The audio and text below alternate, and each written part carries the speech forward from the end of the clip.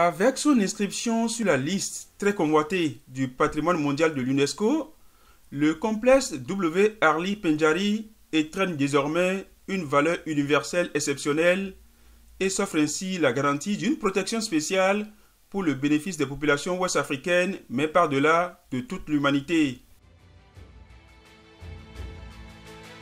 L'enjeu est de taille pour le gouvernement du Bénin, qui est représenté à cette cérémonie par le ministre en charge du tourisme, Oswald Omeki.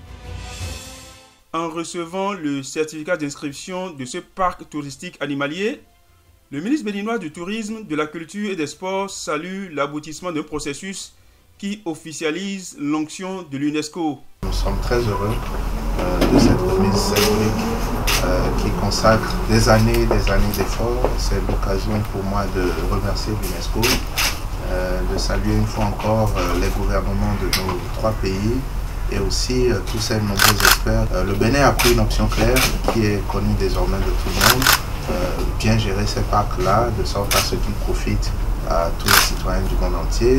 Et en tout cas pour nous, c'est un signe d'encouragement, de motivation à continuer à travailler davantage avec le soutien de nos chefs d'État qui sont les champions sur cette question. Merci.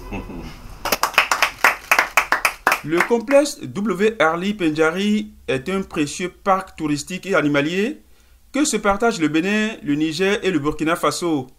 Il est situé au cœur du bloc d'air protégé le plus vaste de l'espace ouest-africain et se présente comme une mosaïque avec des forêts-galeries qui servent de refuge à des espèces animales de premier choix. Ce complexe accueille notamment la plus grande population d'éléphants d'Afrique de l'Ouest et la plupart des grands mammifères typiques de la région comme le lamantin d'Afrique, le guépard ou encore le léopard. C'est aussi le parc qui abrite la seule population viable de lions de la région, créant ainsi une riche diversité de communautés de plantes avec la faune associée.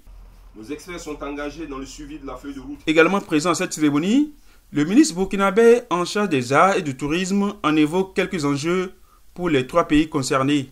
Cet événement comporte plusieurs enjeux pour nous. D'abord, ce parc est un espace culturel qui est partagé par 3 pays. Par ailleurs, aujourd'hui, l'inscription accroît notre responsabilité, puisque nos 3 États, nous avons prioritairement la responsabilité d'en prendre soin pour le patrimoine mondial. Mais c'est aussi un bon indicateur, puisque nous sommes 3 pays appartenant à un même espace régional. Donc c'est le témoignage ici de ce que l'intégration sous-régionale africaine marche très bien du point de vue de l'UEMOA.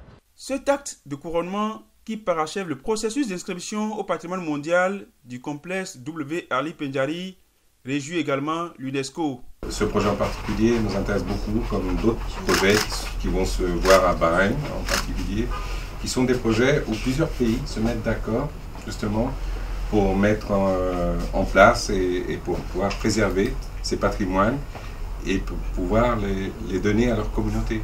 Pour le Bénin, il s'agit de positionner la Pendjari comme le parc de safari de référence et le terrain semble ainsi balisé pour promouvoir aussi bien l'écotourisme que le tourisme de luxe. Nous avons le plus grand parc animalier de l'Afrique de l'Ouest. Vous savez que le Bénin a commencé déjà par faire un investissement important sur ce parc. Nous avons signé un contrat avec une ONG internationale qui est une référence mondiale en la matière et les résultats sont déjà là, palpables.